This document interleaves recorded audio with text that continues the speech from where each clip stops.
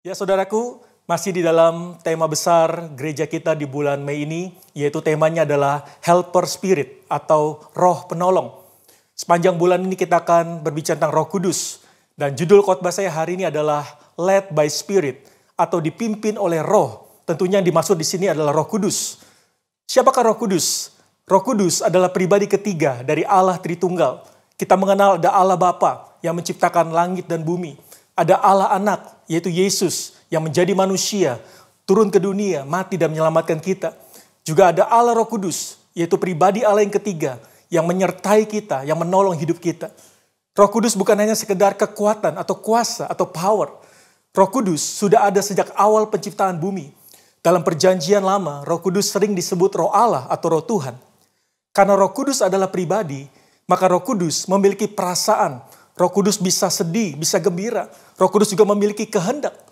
Kita bisa bergaul dengan Roh Kudus. Kita bisa bercakap-cakap dengan Roh Kudus. Sama seperti kepada seorang teman atau sahabat.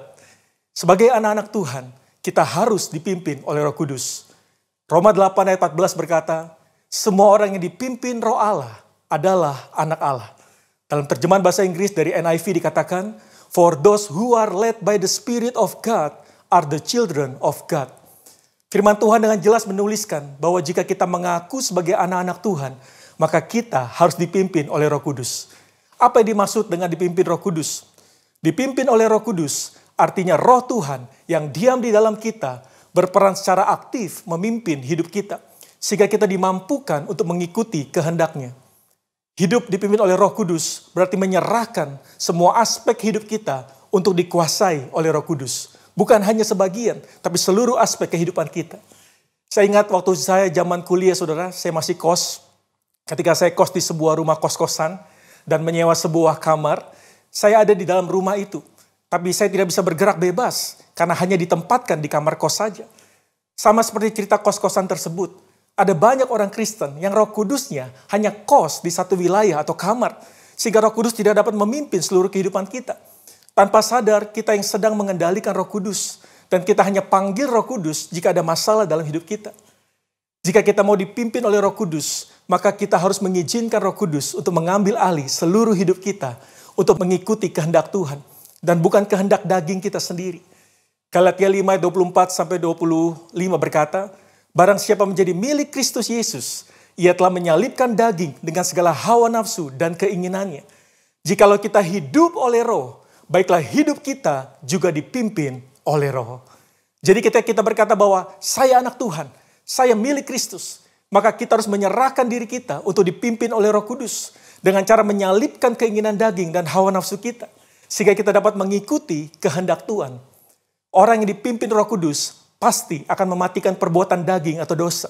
Yaitu percabulan, penyembahan berhala, iri hati, egois, dan sebagainya. Seperti yang tertulis dalam Galatia 5 ayat 19-21. Nah, pertanyaan selanjutnya, bagaimana hidup kita dapat dipimpin oleh Roh Kudus? Ada dua cara, saudara. Yang pertama, build a personal relationship with the Holy Spirit. Bangun hubungan pribadi dengan Roh Kudus. Hal pertama yang perlu kita lakukan jika kita ingin belajar bagaimana dipimpin oleh Roh Kudus adalah membangun dan mengembangkan hubungan pribadi dengan Roh Kudus supaya kita bisa mendengar suaranya. Ingat saudaraku, Roh Kudus adalah pribadi yang punya perasaan dan kehendak. Kita bisa bercakap-cakap dengan Roh Kudus. Kita bisa berkomunikasi dengan Roh Kudus. Filipi 2 ayat 1 berkata, jadi karena dalam Kristus ada nasihat, ada penghiburan kasih, ada persekutuan roh, ada kasih mesra dan belas kasihan. Perhatikan kata persekutuan roh. Jadi kita bisa bersekutu dengan Roh Kudus, saudara. Mari mulai bangun hubungan atau persekutuan dengan Roh Kudus setiap hari. Mulai berkomunikasi langsung dengan Roh Kudus lewat doa dan firman. Libatkan Roh Kudus dalam segala aspek kehidupan kita. Ketika saudara mau melamar kerja, tanya Roh Kudus. Buat saudara yang masih single, para jombloan, jomblowati. Ketika saudara mau mencari pasangan hidup, tanya Roh Kudus. Jangan nanti ketika saudara sudah putus, saudara nangis-nangis lalu baru datang sama Tuhan. Tapi ketika saudara mau menjalin hubungan, saudara gak pernah tanya Roh Kudus. Mari mulai libatkan Roh Kudus dalam segala hal. Ketika saudara mau mulai usaha yang baru, tanya Roh Kudus. Jadikan Roh Kudus sahabat terbaik kita. Seorang sahabat kita bisa bercerita apa saja. Dan Roh Kudus adalah sahabat terbaik kita. Libatkan Roh Kudus dalam setiap aspek kehidupan kita. Supaya kita tidak salah melangkah. Roh Kudus akan memimpin kita kepada kebenaran. Yohanes 16:13 berkata, tetapi apabila Ia datang, yaitu Roh kebenaran, Roh Kudus, Ia akan memimpin kamu ke dalam seluruh kebenaran. Sebab Ia tidak akan berkata-kata dari dirinya sendiri, tetapi segala sesuatu yang didengarnya, itulah yang dikatakannya. Dan Ia akan memberitakan kepadamu hal-hal yang akan datang. Cara kerja Roh Kudus adalah menginspirasi kita akan kebenaran firman Tuhan, sehingga kita dapat mengambil keputusan yang benar.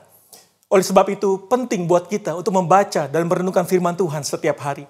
Kita bersyukur di gereja kita ada Revive, renungan harian. Saya mendorong setiap saudara, ayo baca Revive. Saat teduh, baca firman Tuhan setiap hari. Kita juga punya program di awal tahun ini, gerakan 1 tahun membaca Alkitab. Saya mendorong saudara, mari baca Alkitab, baca firman Tuhan. Karena Roh Kudus adalah roh kebenaran. Semakin kita mengenal firman Tuhan, semakin mudah untuk kita mengenal suaranya. Dia akan menyampaikan apa yang menjadi kebenaran firman Tuhan. Saya mau katakan, Roh Kudus paling sering berbicara melalui firman yang kita baca atau kita dengar. Firman Tuhan menyediakan begitu banyak petunjuk dan pedoman yang apabila kita ikuti dengan sungguh-sungguh akan membawa keberhasilan dan keberuntungan. Roh Kudus memimpin keputusan kita agar berjalan sesuai dengan kebenaran firman Tuhan. Keputusan-keputusan yang benar akan menghindarkan kita dari masalah yang tidak seharusnya, serta membawa peningkatan dalam seluruh aspek kehidupan kita. Saya mengutip perkataan dari seorang pastor di Amerika yang bernama James David Greer. Dia berkata, if you want to be led by the Spirit of God, then devote yourself to the Word of God. Jika Anda ingin dipimpin oleh Roh Allah, maka serahkanlah atau dedikasikanlah diri Anda kepada firman Allah. Selain lewat firman Tuhan, Roh Kudus juga dapat berbicara melalui suara hati atau hati nurani kita yang sudah diterangi Roh Kudus. Saya teringat di dalam KOR ada kesaksian saudaraku, seorang KOR leader yang tiba-tiba digerakkan oleh Roh Kudus untuk menghubungi dan mendoakan anggotanya. Roh Kudus berbicara melalui hati nuraninya. Ada sebuah nama ditaruh dalam hatinya dan ketika KOR leader ini mulai menelpon anggota KOR, ternyata anggota KOR ini sedang ada masalah yang berat dan butuh pertolongan. Saya percaya Roh Kudus berbicara dalam hati KOR leader itu saudara. Dan saya mau katakan hari-hari ini kita perlu belajar mendengar suara Roh Kudus.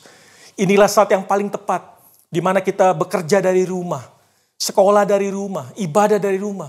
Di dalam masa PSBB ini saudara, untuk kita bergaul dengan Roh Kudus lewat doa dan firman. Sehingga kita bisa lebih peka untuk mendengar suaranya. Jangan nonton drama Korea terus saudara. Jangan main game online terus saudara. Kalau saudara orangnya bertobat hari ini, biarlah kita mau menyediakan waktu untuk bergaul dengan Roh Kudus, bersekutu dengan Roh Kudus lewat doa dan firman. Nah yang kedua saudara, bagaimana kita bisa dipimpin oleh Roh Kudus? Yang kedua adalah don't resist and grieve the Holy Spirit. Jangan menolak dan mendukakan Roh Kudus. Ketika kita mulai membangun hubungan dengan Roh Kudus, dan Roh Kudus mulai menjadi sangat aktif dalam hidup kita, dan Roh Kudus kemudian mulai membimbing kita dan mengajar kita dalam kehidupan ini. Dari sana Tuhan ingin kita bekerja sama dengan Roh Kudus. Tuhan tidak ingin kita menentangnya atau menolaknya.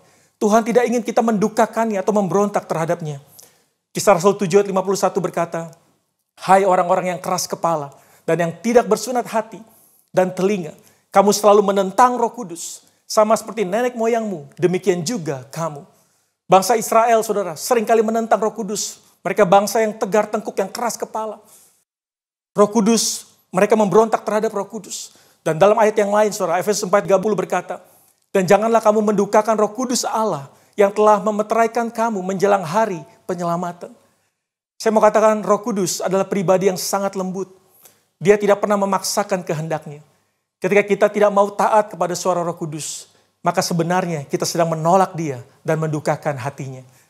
Ketika kita mau berbuat dosa, pasti Roh Kudus akan berbicara dalam hati dan pikiran kita supaya kita tidak melakukannya. Tapi ketika kita tetap melakukannya, maka artinya kita sedang menolak atau memberontak terhadap Roh Kudus. Dan ini sangat mendukakan hatinya. Saya membaca dalam sebuah artikel di China, saudara. Hari-hari ini, angka perceraian begitu meningkat sangat tinggi. Suami istri sering cekcok karena akibat work from home. Mungkin suaminya stres, saudara. Ya, karena dirumahkan, tidak ada pekerjaan, atau mungkin omsetnya, bisnisnya sepi, saudara. Sehingga akhirnya di rumah mereka sering bertemu suami istri ini dalam waktu yang cukup lama dan akhirnya terjadi keributan, percecokan. Itu menyebabkan perceraian meninggi. Dan ketika mulai terjadi pertengkaran, mungkin ada kata-kata yang menyakitkan, ada perbuatan yang menyakitkan satu sama lain. Lalu Roh Kudus mulai ingatkan, ampuni pasanganmu, ampuni istrimu, ampuni suamimu. Saya mau katakan kita harus jangan keraskan hati kita, saudara. Ketika kita terus menolak dan mendukakan Roh Kudus, kita bisa memadamkan Roh Kudus, sehingga akhirnya kita tidak bisa lagi mendengar suara Roh Kudus. 1 Tesalonika 5 ayat 19 berkata, janganlah padamkan roh. Ketika kita terus mengabaikan suara Roh Kudus, dan kita tidak mau taat dan bergaul dengan Roh Kudus, tanpa sadar kita sedang memadamkan Roh Kudus dalam hati kita. Roh Kudus tetap ada dalam hati kita selama kita tetap percaya kepada Yesus. Tapi Roh Kudus sudah tidak dapat memimpin hidup kita lagi. Dan akhirnya hidup kita dipimpin oleh daging atau hawa nafsu kita. Sehingga kita selalu gagal dan jatuh dalam dosa. Saya mau katakan, tanda orang yang hidupnya dipimpin oleh Roh Kudus adalah hidupnya akan menghasilkan buah-buah roh. Galatia 5 ayat 22-23 berkata, tetapi buah roh ialah kasih, sukacita, damai sejahtera, kesabaran, kemurahan, kebaikan, kesetiaan, kelemah lembutan, penguasaan diri. Tidak ada hukum yang menentang hal-hal itu.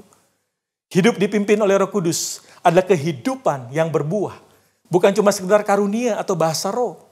Hasilnya, mereka saling mengasihi, mereka bersuka cita, mereka mempunyai ketenangan hati, mereka sabar, mereka baik terhadap orang lain, mereka setia, mereka rendah hati, selalu sanggup menguasai diri. Tidak ada hukum agama yang melarang hal-hal seperti itu. Tapi masalahnya saudara, ada begitu banyak orang Kristen yang fokusnya hanya mengejar karunia roh, seperti bernubuat, berbahasa roh, melakukan mujizat dan sebagainya. Tapi mereka lupa untuk berbuah. Paulus mengatakan dalam 1 Korintus 13 ayat 1-3, sekalipun aku dapat berkata-kata dengan bahasa malaikat, bernubuat, melakukan mujizat, tapi jika aku tidak mempunyai kasih, aku sama sekali tidak berguna. Hari-hari ini dunia membutuhkan kasih yang nyata lewat perbuatan baik kita yang bisa mereka rasakan. Saya mau putar sebuah video tentang kisah hidup seorang wanita yang luar biasa. Wanita yang terkenal karena kasih dan kebaikannya. Hidupnya sangat berdampak luar biasa. Mari kita saksikan video ini bersama-sama.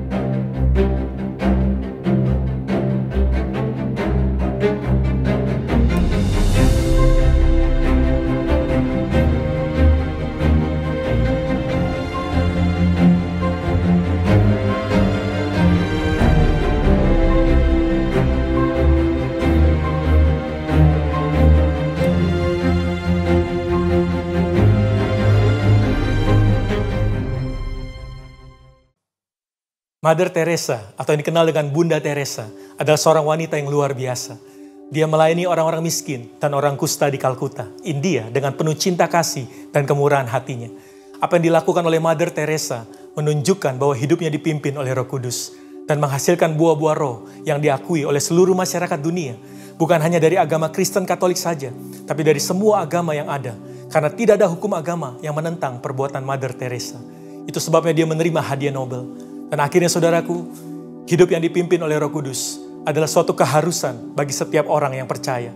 Dan supaya kita bisa hidup dipimpin oleh Roh Kudus, maka kita perlu membangun dan mengembangkan hubungan pribadi dengan Roh Kudus lewat doa dan firman, supaya kita dapat mendengar suara Roh Kudus yang akan memimpin kita kepada kebenaran. Jangan menolak dan mendukakan Roh Kudus, tetapi taatilah setiap suara Roh Kudus dalam hati dan pikiran kita.